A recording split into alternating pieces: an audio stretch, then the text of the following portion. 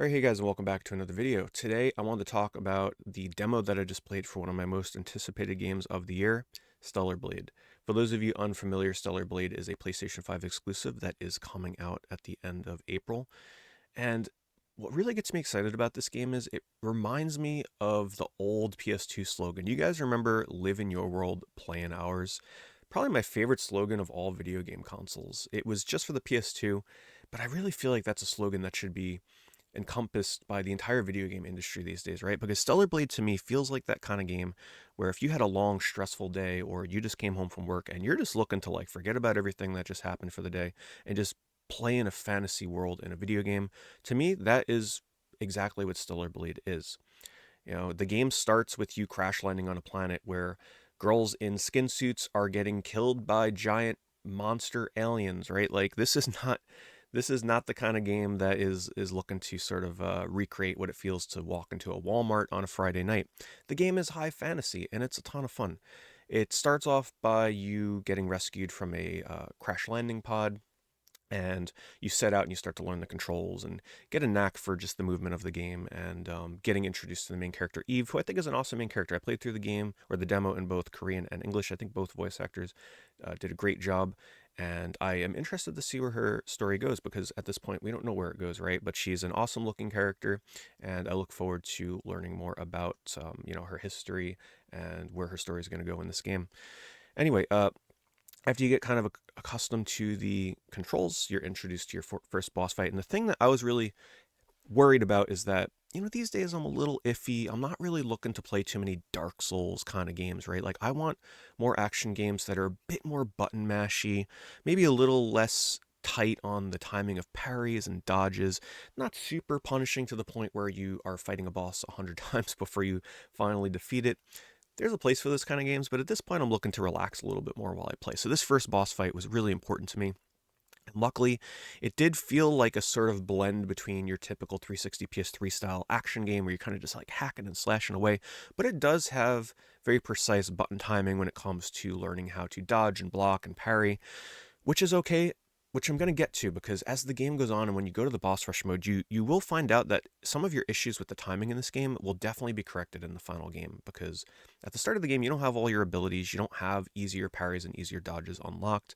So it is a little bit tough at the start of the game. And the first thing that you learn, this game doesn't pull any punches. It does provide quite a bit of gore and violence, like people's arms are getting ripped off. There's blood flying everywhere, which was nice to see, right? I actually wasn't expecting that. I wasn't aware this game was going to be that crazy. Kind of reminds me a bit of a little bit of like uh, Devil May Cry meets like the blood of like a Gears of War game or something, right? Like it's pretty intense. So after you're done with the tutorial, the first thing that I noticed, and this is a big thing for me, I don't know about you guys, but since the PS5 came out, one of the things that had me most excited for the sort of exclusive features is the DualSense vibration, and I am happy to report that you can feel the rain in your hands in Stellar Blade. A lot of games gloss over this. It actually makes me really disappointed when I'm playing a PS5 game with DualSense capabilities and you can't feel the raindrops hitting the controller. Games like Returnal and Astro's Playroom really hit that home early in the PS5 lifespan where you can feel and like it feels like you are being interacted uh, with from the game itself, right? Like, so feeling raindrop in your hand to me is the sign that the developers really care about attention to detail in this game. And that was a really good first impression. So good dual sense, the vibration feels great. Um, and in terms of adaptive triggers, I think it was sort of like just subconsciously, I didn't really pay attention to it, but from what I can remember, that felt good as well. So you're kind of thrust into this rainy, I love rainy environments in video games, by the way. Just give me a nice chill lo-fi kind of song with some nice rain. That's exactly what Stellar Blade gave to you in the start of the game here in this demo. And the first thing that made me really excited is it's a linear game. And I know for some people that's going to be a sort of downside, but to me, I'm not always looking for that big, sprawling, open world, go and explore kind of experience. So the fact that the game kind of felt like Final Fantasy 13 in a way, in terms of the way that the levels were progressing, was an upside to me. I want to kind of turn my brain off for the exploration side of things. Maybe there's a couple of deviating paths here and there. Think of it like a tree branch where there's that one trunk that is essentially like kind of always uh, the stronghold of the level design, and then you have the little branching paths. It's kind of the level design of Stellar Blade. So you find little knickknacks here and there and things to upgrade your suit and your weapons and such. But for the most part, it is railroading you through the levels. And to me, that's okay because you do have to put a decent amount of focus into the combat. So it's not like a game where you have to always be super aware of what's going on and uh, of all things at all times. So they start to introduce how to dodge, and the first thing you're going to notice in this game is it does provide very obvious color flashes to let you know, like, hey, this is unblockable. Oh, hey, this move you need to dodge. This move you have to parry. This move here you can, you can just kind of use your normal attack or what have you. But the thing that you're going to find out fast in this game is that if you parry an attack, it doesn't actually mean that you stagger the enemy. You would, if an enemy is swiping at you really fast with like 5 attacks in a row, you're going to have to parry all 5 of those attacks. So ideally, you'd probably want to do a perfect dodge and then perfect parry the final hit to kind of like get that stagger and get the moves in on them. And people that are really well versed in games like Sekiro or the Dark Souls games or Bloodborne and stuff like that will look at this and be like, oh, well, this game's really handholdy, right? Like the color flashes are super obvious, but when you do the boss rush, you really start to learn that this game is more about the tempo of battle, whereas a lot of the other Souls kind of games are more about the dance of the fight itself, right? There's a lot of like strafing, going back and forth, dodge rolling. There's a lot having to do with the art of the shuffle of the battle, whereas Stellar Blade really focuses on the tempo of staying aggressive and staying on top of your enemies because you get rewarded for being in the face of your enemy, doing those perfect dodges, like doing a perfect dodge into a perfect dodge, into a dash, into a perfect parry, and then attacking and not letting up on your opponent. So if you're more into the side of like really in your face, hyper aggressive style action games with a touch of that sort of like parry timing and dodge rolling, I will say that it is pretty lenient, but that's okay, right? Like it makes you feel good. It doesn't make you feel like you're sort of like studying for a math exam, trying to figure out how to study the attacks of the boss and how to best deal with them.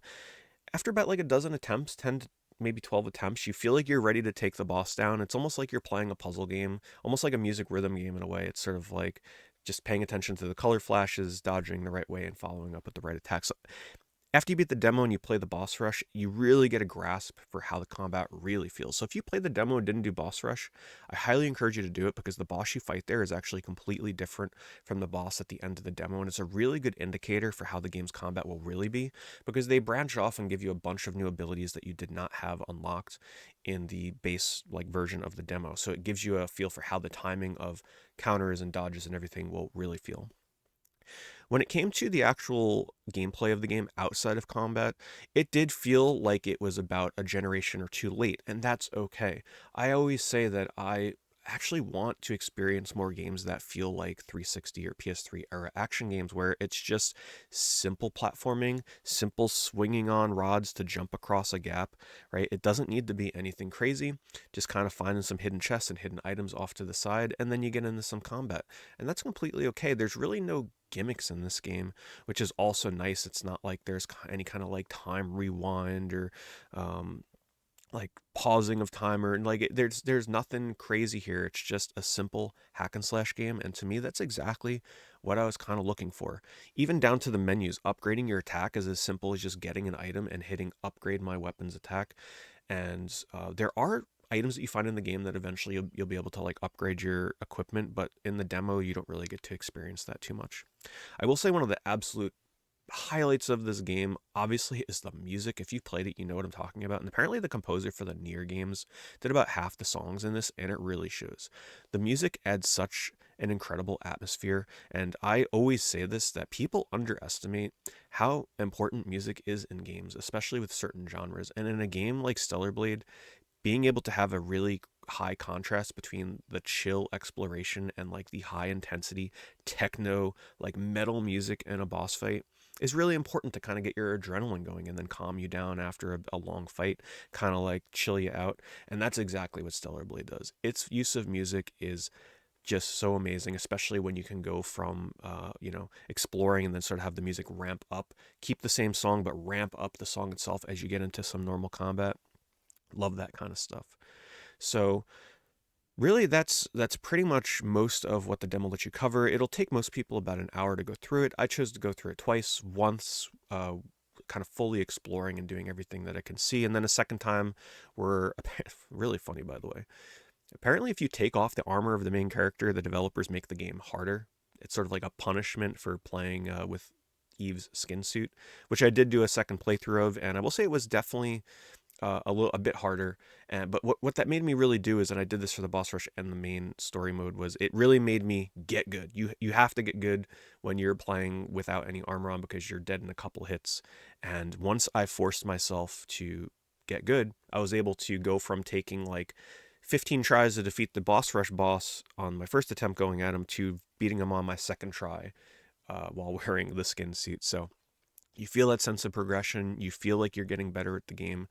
And I'll just say, if you tried it and you didn't think it was really for you, get through the demo and get to that boss rush, because that will be the true indicator for you to know if this is really going to be a game for you. So anyway, I just wanted to kind of encourage you guys to check out the demo and the game if you haven't, if you're on the fence about it, and just kind of give you my take on the game. I'm super excited for it. I'm just excited for a really beautiful looking game that plays sort of like a 360 game, but looks like a PS5 game. And the visuals do not disappoint on all aspects. Uh, I played on performance mode, but I may give it another try one more time on graphics or balance mode to kind of see how the 4K resolution looks on the game. Anyway, don't want this video to be too long, guys. Thanks so much for watching. Let me know your impressions on Stellar Blade in the comments below. Are you picking the game up? Were you on the fence? Did you try the demo and then you're like, I need this game? Or did you play the demo and you're like, okay, this really isn't for me? I'm curious to hear your take on it, and I'll see you guys in the next video.